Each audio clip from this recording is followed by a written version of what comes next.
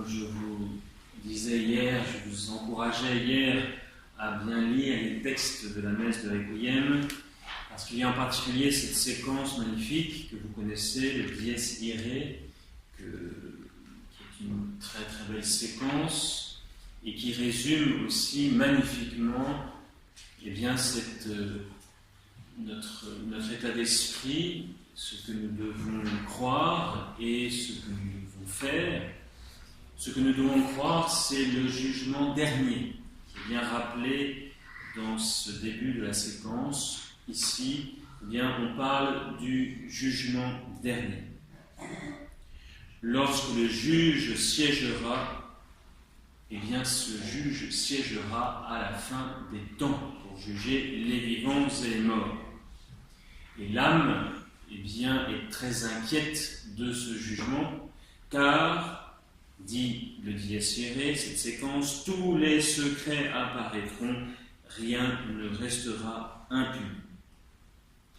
Et l'âme sait qu'elle ne vaut rien, elle connaît son péché, et alors elle dit, dans ma misère, alors que dire ?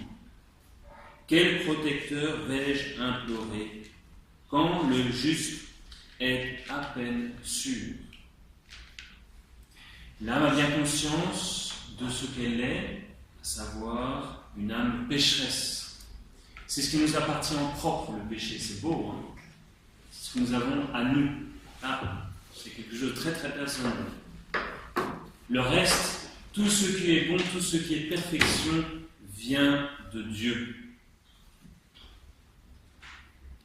Alors l'âme s'inquiète pour son salut, et elle a bien raison.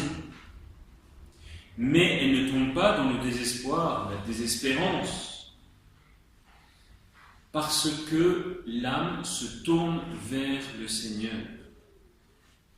Rappelle-toi, Jésus très bon, c'est pour moi que tu es venu, ne me perds pas en ce jour-là.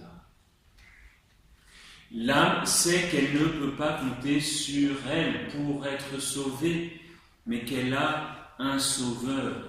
Et c'est en se tournant vers le sauveur, qu'elle peut être sauvée.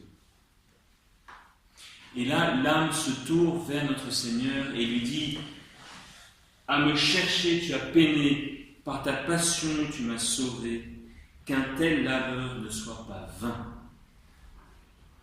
Voyez-vous, c'est vraiment magnifique de voir cette âme qui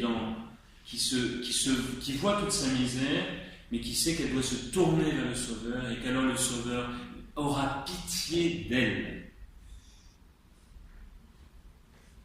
C'est une âme contrite. Je vois, je gémis comme un coupable, et le péché rougit mon front. Mon Dieu, pardonne à qui t'implore. L'âme donc, c'est aussi que ses prières ne valent rien.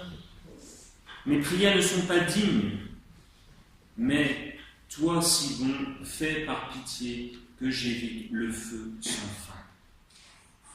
Donc l'âme aussi connaît l'enfer, sait que l'enfer existe, mais qu'elle ne doit compter que sur son Sauveur pour être sauvée.